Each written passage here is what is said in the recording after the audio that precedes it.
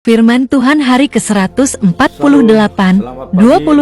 Mei tahun 2025. Injil Matius pasal 9 ayat 13, perikop. Yesus memanggil Matius pemungut cukai. Ini diambil dari Injil Matius pasal 9 ayat 13. Di hari yang ke-148, tanggal 28 Mei 2025. Dengan berikut, Yesus memanggil Matius sebagai nats. Jadi pergilah dan pelajarilah arti firman ini yang ku kehendaki, ialah belas kasihan dan bukan persembahan. Karena aku datang bukan untuk memanggil orang yang benar, melainkan orang yang berdosa.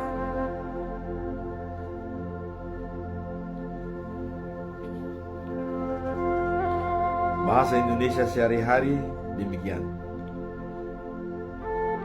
Selidikilah apa artinya ayat Alkitab ini. Aku menghendaki belas kasihan dan bukan kurban binatang, sebab aku datang bukan untuk memanggil orang yang menganggap dirinya sudah baik, melainkan orang yang dianggap hina. Bahasa Batak Toba Sigandupari di dok sonon. Mulak mahamu parsiajari hamuma hata ni buku nabadiai namandok asinirohado nahu halomohon dang pelean aindang nalaho manjau halak partigor ahu umbahen naro alai nalaho manjou halak pardosa do. Itulah firman Tuhan pada hari ini. Kalau kita melihat apa latar belakang firman ini, di awal kita melihat adanya pertanyaan orang Farisi kepada Yesus. Mengapa engkau bergaul dan makan bersama dengan orang berdosa? Sebab Yesus memanggil Matius adalah seorang pemungut cukai. Di Yahudi seorang pemungut cukai itu sangat dibenci oleh masyarakat, karena dia memaksa untuk membayar pajak dari setiap orang yang sangat-sangat dibenci oleh masyarakat Yahudi. Maka dengan adanya pertanyaan seperti itu, Yesus menjawab dengan elegan.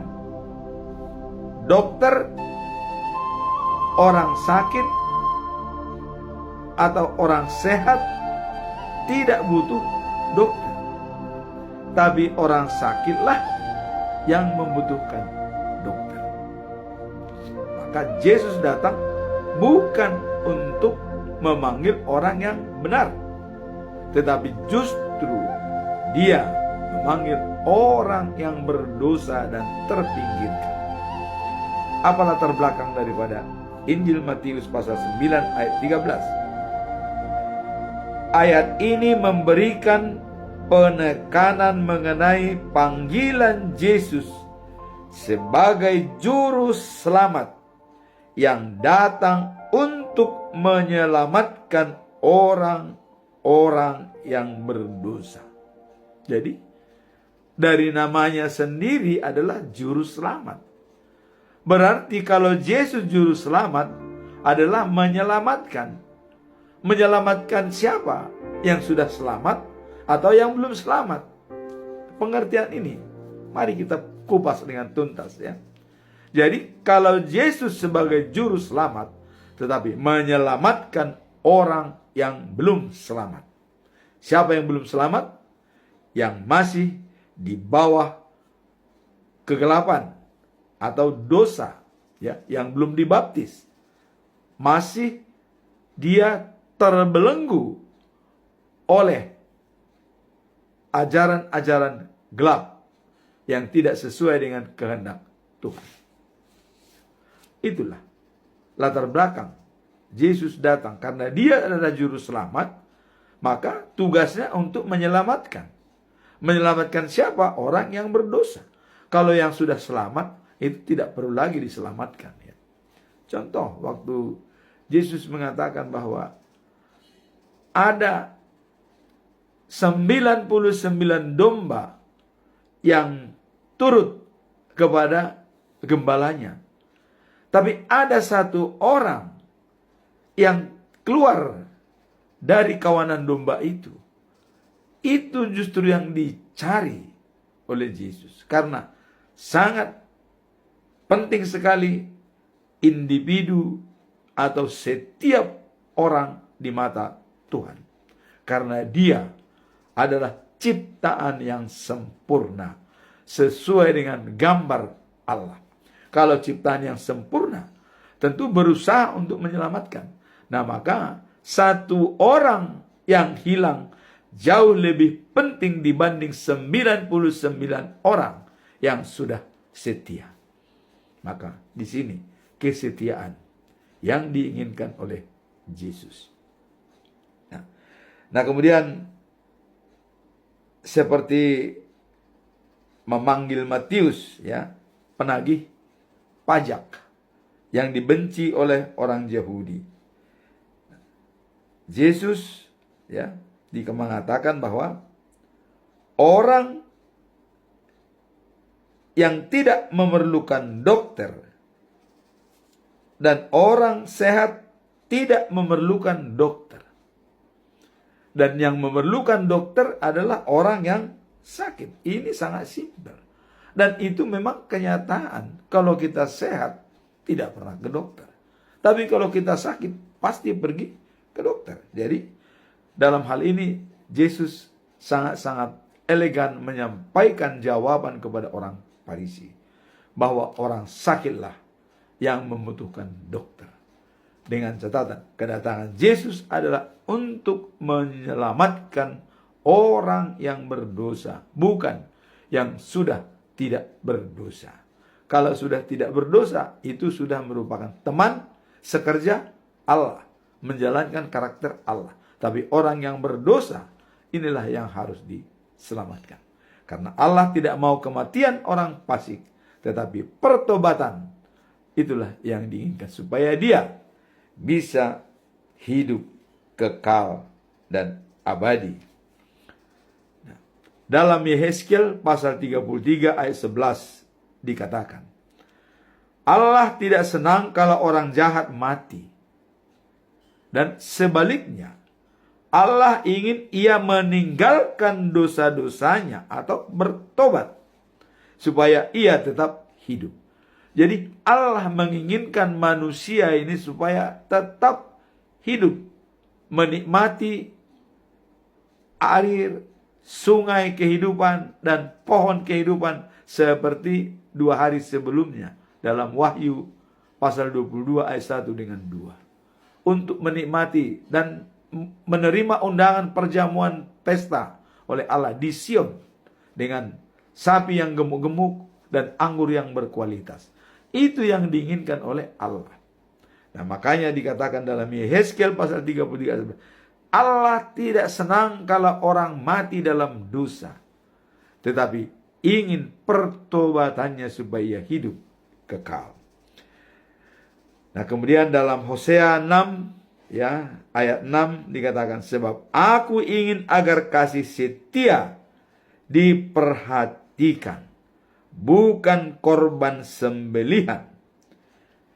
Ini menunjukkan bahwa Yesus mengutamakan hati yang penuh kasih di atas ritual atau kebiasaan keagamaan yang kaku. Jadi Yesus mau mengatakan bahwa seperti yang dilakukan oleh Yahudi, kebiasaan keagamaan yang kaku, seperti tidak boleh bekerja pada hari Sabat. Padahal Yesus mengatakan, kalau sapimu jatuh ke jurang, apakah tidak kau tolong, kau biarkan mati? Jadi diperbaharui. Ya. Yesus memperbarui hukum itu.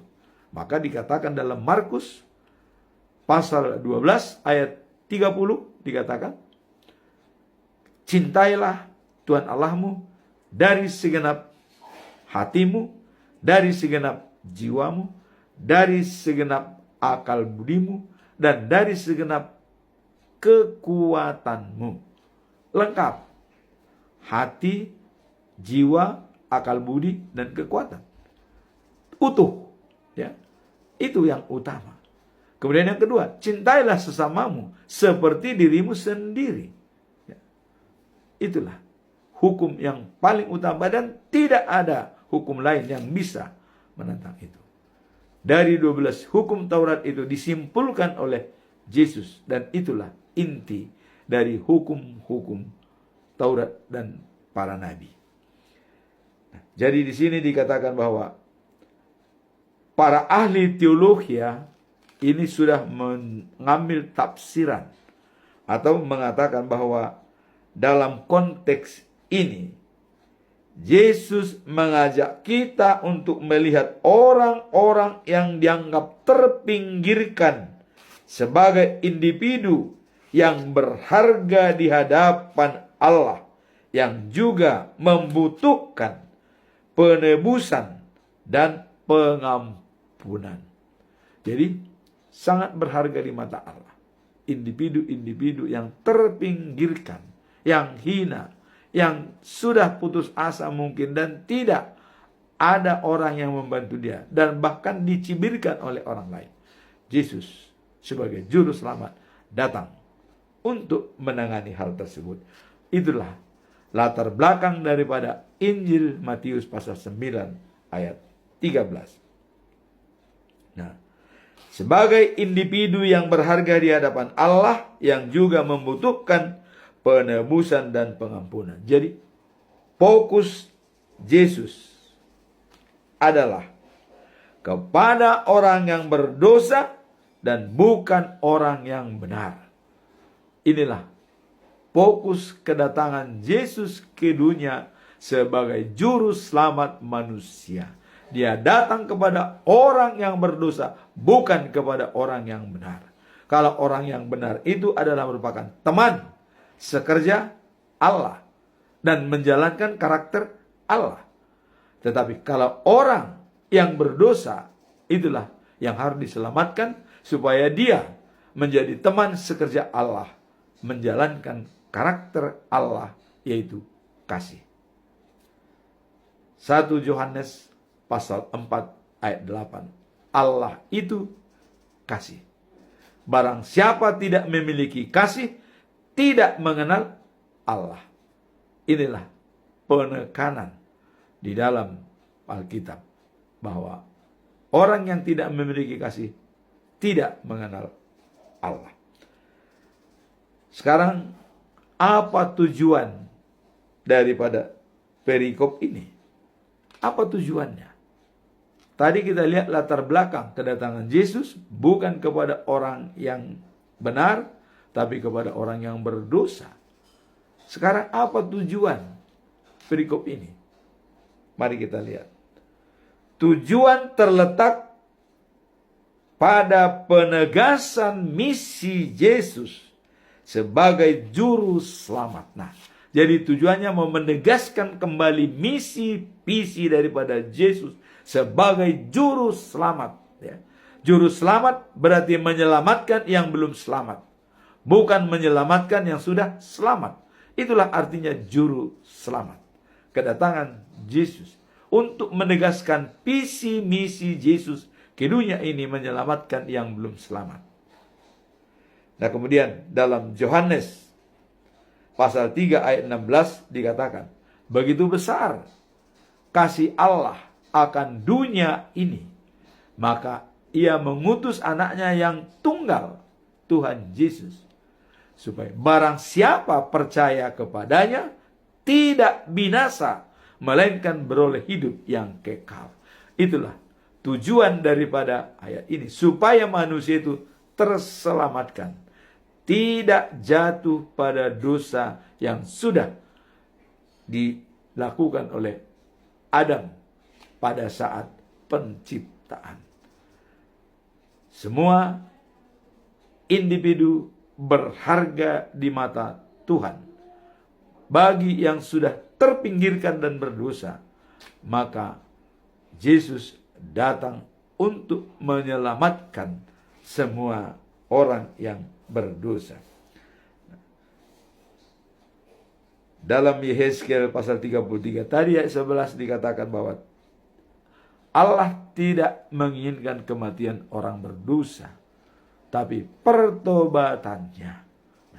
Maka pemungut cukai Matius yang dibenci oleh Yahudi dianggap berdosa dan disingkirkan oleh pemuka-pemuka agama. Yesus membuat terobosan dan transformasi spiritual dengan mengambil contoh bahwa orang sakit yang memerlukan dokter, bukan orang sehat. Inilah yang menjadi dasar falsafah sebagai transformasi yang disampaikan oleh Yesus. Kemudian keselamatan dan kasih Allah adalah untuk semua orang, terutama bagi orang atau mereka yang merasa terpinggirkan dan membutuhkan pertolongan. Jadi dengan ayat ini jangan ragu-ragu lagi kepada kita yang melakukan dosa atau terpinggirkan dalam masyarakat. Yesus datang untuk menyelamatkanmu. Jangan lagi takut. Yang terpinggirkan, yang terhina, ayat hari ini menegaskan bahwa Yesus datang kepada orang yang terpinggirkan dan merasa terbebani masalah-masalah kehidupan sehari-hari. Dia adalah juru selamat kepada orang yang belum selamat untuk diselamatkan. Sekarang kita masuk dalam pesan moral. Apa pesan moral daripada ayat ini? Mari kita lihat. Pesan moralnya adalah penekanan pada kasih dan pengampunan Allah yang diperintahkan bagi semua orang, terutama bagi mereka yang dianggap berdosa atau terpinggirkan. Jadi hal ini mengajak kita untuk tidak mudah menghakimi, melainkan membuka hati untuk menerima dan mengasihi sesama. Jadi jangan mudah menghakimi. Inilah tujuan pesan moral daripada perikop ini. Kita lihat siapa dia dan bagaimana permasalahannya. Jangan cepat kita menghakimi. Karena Allah mengasihi semua orang, khususnya mereka yang dianggap berdosa. Jadi Allah menganggap ciptaannya yang perlu diselamatkan. Tidak tega Allah melihat ciptaannya itu berdosa. Maka pesan moralnya adalah penekanan pada kasih pengampunan Allah yang diperuntukkan bagi semua orang, terutama bagi mereka yang dianggap berdosa. Inilah pesan moral daripada ayat ini. Sekarang kita masuk dalam implementasi penerapannya. Bagaimana penerapan Injil Matius pasal 9 ayat 13? Bagaimana penerapannya dalam kehidupan sehari-hari? Mari kita lihat. Bisa dilihat dalam kehidupan sehari-hari dari sikap dan perilaku kita terhadap sesama. Bagaimana sikap dan perilaku kita melihat orang yang berdosa apakah kita bantu dia keluar dari permasalahannya, atau bahkan menimbulkan permasalahan bagi mereka. Sikap dan perilaku kita yang diutamakan untuk melihat orang-orang yang terpinggirkan. Ya. Nah, kemudian terutama dalam menunjukkan karakter Allah dan pengertian kepada mereka yang dianggap berdosa atau terpinggirkan oleh masyarakat. Jadi, sikap dan perilaku kita adalah jalankan karakter daripada Allah. Kita menjadi alat karakter Allah di dunia ini terhadap orang-orang yang terpinggirkan. Mengasihi seperti diri kita sendiri. Nah, dalam Injil Lukas pasal 6 ayat 37 dikatakan, janganlah kamu menghakimi, supaya kamu tidak dihakimi. Dan janganlah menghukum, supaya kamu tidak dihukum. Nah, kemudian disebutkan, ampunilah. Ya, ampunilah, supaya kamu akan diampuni oleh Tuhan Allah. Jadi, kalau kita sudah mengampuni orang yang bersalah, kita juga diampuni oleh Allah. Sebab kalau kita tidak mengampuni, Allah juga bagaimana mengampuni kita. Sedangkan kita sendiri yang melihat orang berdosa tidak mengampuni, apalagi Bapa di surga yang tidak kita lihat, pasti memberikan perhitungan masalah ini. Nah, kemudian ada penegasan dalam Injil Matius pasal 55, pasal 5 ayat 44. Mengasihi musuh. Ini sulit. Dan ini merupakan dasar daripada implementasi perilaku dan sikap kita. Mengasihi musuh. Nah, dikatakan, kasihanilah musuhmu dan berilah untuk mereka. Ya. Dan artinya kita mengasihani musuh dan juga kita dapat mengampuni mereka. Kita menjadi alat karakter Allah. Kalau kita sudah mengampuni musuh dan berdoalah untuk mereka, seperti dilakukan oleh Yesus pada saat di kayu salib, dia disiksa. Apa yang disampaikan oleh Yesus? Ya Allah, ampunilah mereka, karena mereka tidak tahu apa yang diperbuat. Padahal dia sudah disiksa, sudah ditempeleng, sudah diludahi. Tapi Yesus masih berkata, ampunilah Allah, karena mereka tidak tahu apa yang diperbuat. Karena ada misi tersendiri untuk keselamatan manusia. Dan dicontohkan oleh Yesus sebagai role model bagi kita semua. Jadi inilah implementasi daripada ayat ini. Mengasihi musuh dan berdoa untuk mereka dan ampunilah mereka. Semoga firman hari ini bisa menguatkan kita dalam kehidupan sehari-hari. Dengan catatan, Yesus Juru Selamat dunia. Dia datang untuk menyelamatkan orang yang belum selamat, bukan menyelamatkan orang yang sudah selamat. Itulah firman Tuhan. Semoga bermanfaat. Amin. Tuhan memberkati.